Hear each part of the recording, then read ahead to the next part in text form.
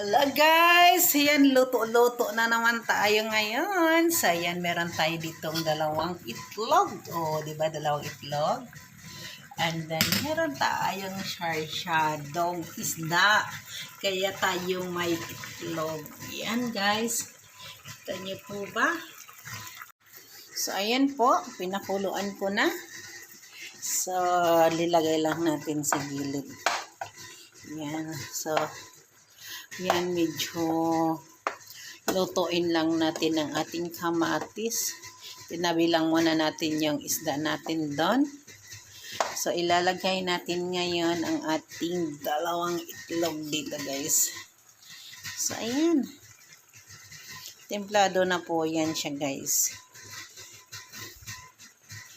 Ayan, kunting ganun lang.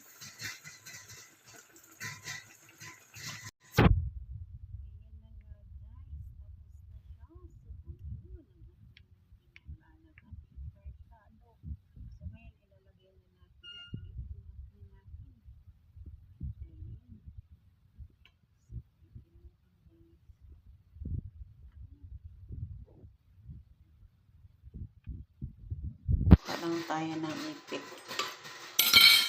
kasi baka mamaya madurog ang ating isda. So ipiplitin lang po natin dito ang isda. Yan ang first yan para hindi po madurog ang isda. Oops! So yan na po siya, guys. Ilalagay na natin yung sabaw. Sarap niya. Ang lasa-lasa niya, guys. So, mag-ingat lang sila dahil mayroong sili po yan.